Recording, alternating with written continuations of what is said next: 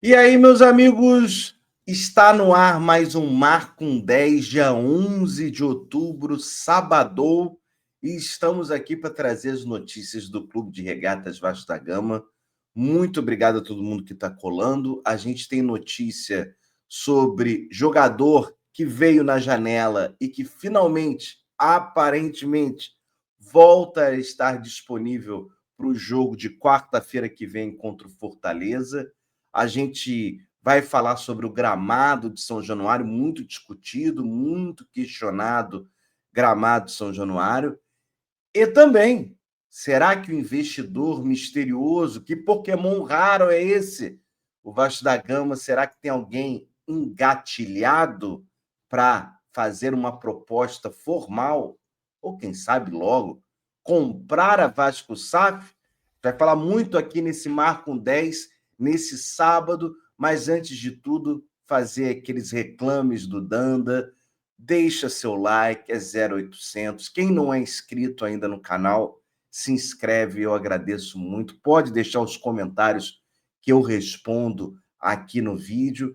Tem o botão do hype, você aperta 0800 também, ajuda a impulsionar esse vídeo para outros vascaínos. E claro, o QR Code, QR Code aqui, que você pode fazer a sua livre, leve, solta doação aqui para o Ovov. A gente agradece bastante.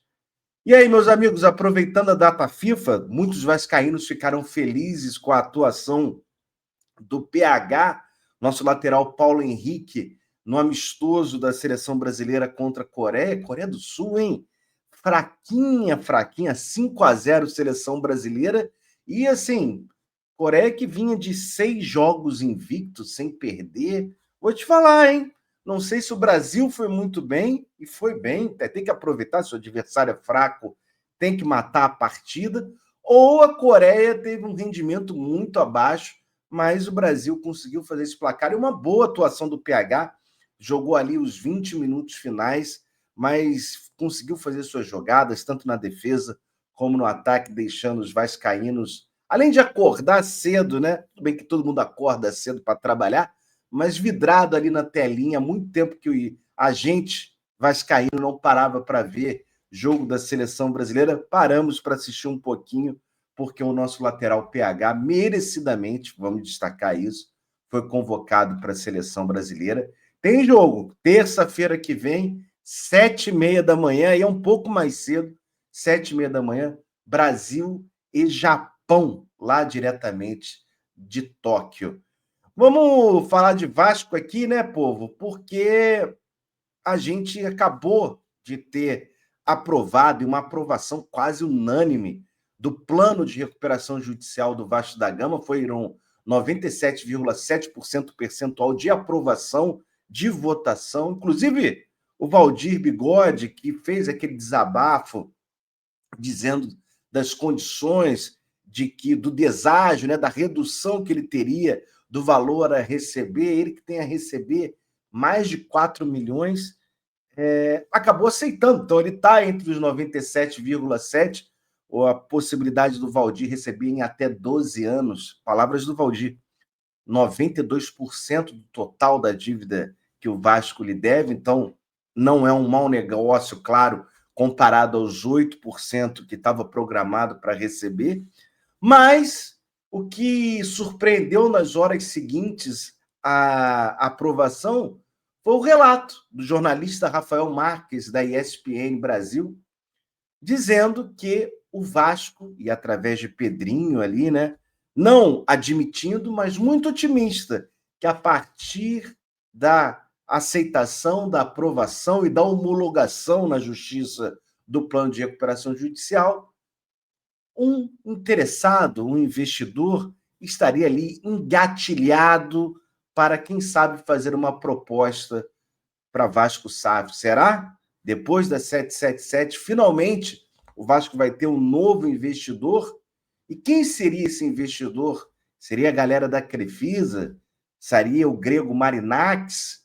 Os nomes que já foram levantados, o Banco Genial, aquele banco lá de São Paulo, estaria ajudando a fazer uma interlocução com algum investidor, inclusive a G5, o escritório especializado que o Vasco contratou. Será que esse é o ponto surpresa? Não sei. Palavras de Rafael Marques, a gente fica na expectativa, sabendo que o Vasco, claro, tem que analisar com muita calma, não podemos cometer os mesmos erros, precipitações com a 777, né, como houve com a 777. Então, vamos torcer, sim, para que o Vasco faça boa e tenha uma boa proposta pela sua Vasco, a SAF vascaína, né, o futebol, o comando do futebol do Vasco. Vocês sabem que o jogo contra o Fortaleza no Campeonato Brasileiro é na próxima quarta-feira, dia 15, né? 9h30. A gente comentou aqui no Marco 10 sobre o retorno de Carlos Cuesta, estava com problema no adutor, e finalmente está nos cascos, mas um nome que estava esquecido e um nome que se tinha muita expectativa, que foi o primeiro reforço, podemos dizer, da janela do meio da temporada e que pouco jogou e pouco acho que acrescentou, né? Acho que mais importante do que jogar, pouco teve participações diretas nos jogos do Vasco, que é o Thiago Mendes, o TM, né? Ele que veio do mundo árabe, né? Especialmente do Catar, o camisa 23 do Vasco, que tem contrato com o Vasco até dezembro de 2027. O TM fez apenas 4 jogos do Campeonato Brasileiro, de 15 possíveis, então é muito pouco, uma amostragem muito pequena. Somando, não dá nem 10% de minutagem em campo, né? E nenhuma participação em gol, nenhuma assistência, tomou 2 cartões amarelos, um pelo Campeonato Brasileiro, outro pela Copa do Brasil. Foram 3 jogos na Copa do Brasil, também sem assistência, sem gol. A gente já sabia, né, a dificuldade de transição de quem vem do futebol catari, né, o futebol do Catar, que é um pouco mais lento pela umidade, pela questão do calor, mas não achava que levaria tanto tempo. E eu acho que essa pausa do Thiago Mendes, que é óbvio, tem a ver com a questão física também, pode ter ajudado o jogador a se recondicionar, a estar melhor preparado para a partida do Vasco da Gama nesse Campeonato Brasileiro, e quem sabe, né, pela Copa do Brasil, na reta final, nas semifinais. Porque, assim, por mais das críticas que possam ser feitas ao Thiago Mendes nesses jogos, e foram poucos jogos, está falando de 7 jogos apenas e poucos como titular, a gente tem uma expectativa grande sobre o jogador. Então, a gente pode estar ganhando, vamos dizer, um reforço inesperado nessa reta final de Campeonato Brasileiro e Copa do Brasil. Tomara, não é um jogador para se jogar fora, ele tem 33 anos, a experiência na Europa, especialmente no Lyon e no Lille, mas que fica aquele gostinho de que, pô, poderia ser melhor, poderia ter dado algo a mais, seria, né? Foram apenas 132 minutos no Campeonato Brasileiro e 53 minutos de Thiago Mendes vestindo a camisa do Vasco, totalizando 185 minutos. É muito pouco, né? Muito pouco. Se você pensar em 132 minutos, não são 2 partidas inteiras, 90 minutos, mais uma, não comeu uma partida inteira. Então, assim, vamos torcer para o Thiago Mendes jogar e acrescentar o Vasco da Gama, mesmo que não seja titular, entrar na rotação, porque a gente sabe o quanto o Campeonato Brasileiro é desgastante e a gente precisa de jogador para suprir, seja contusão, seja suspensão.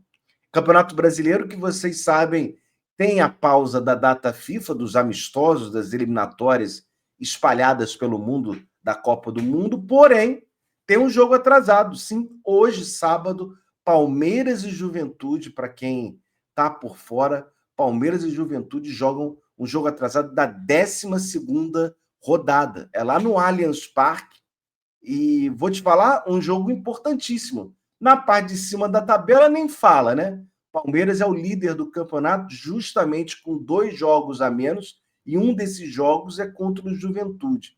Então o Palmeiras vencendo, ele bota aí mais 3 pontos na briga pela taça. E o Juventude, que é o 19º colocado, caso ele cometa o crime lá em São Paulo, na Allianz Parque, ele vai a 26 pontos. Ele fica na frente do Vitória, ele fica na boca para sair da zona de rebaixamento, com 26 pontos. O Juventude fica apenas 2 pontos do Santos, que é o primeiro fora. Então, assim, a gente tem que ficar atento, claro, porque por mais que o Vasco tenha gordurinha da zona, vai fazer um jogo fora de casa contra o Fortaleza, e o Vasco não tem mais jogo atrasado para cumprir. O Juventude, por exemplo, tem esse jogo atrasado contra o Palmeiras. É óbvio, uma missão para lá de difícil para o time de Caxias do Sul.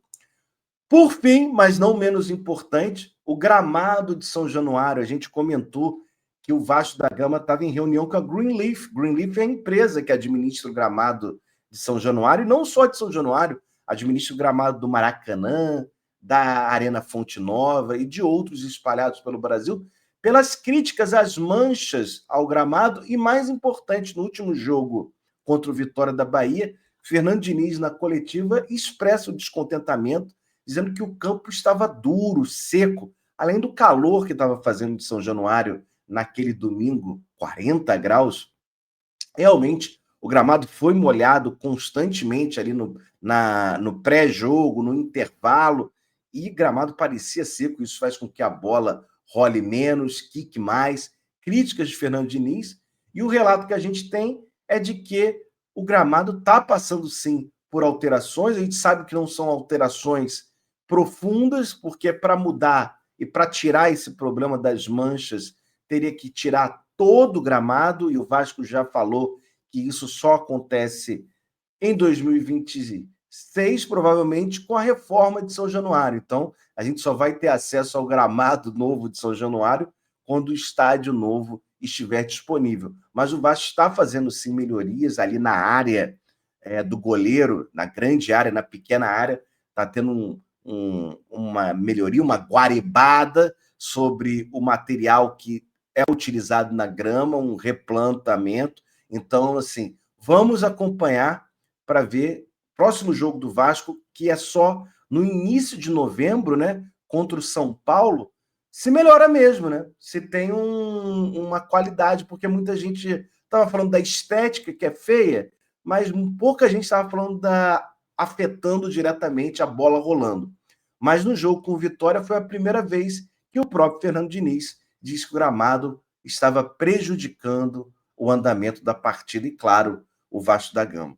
É isso, meus amigos. Esse foi o Marco 10 de sábado. Aproveite, a qualquer momento a gente retorna em edição extraordinária aqui no Ouvido ao Vasco para trazer as quentinhas do clube que tanto amamos.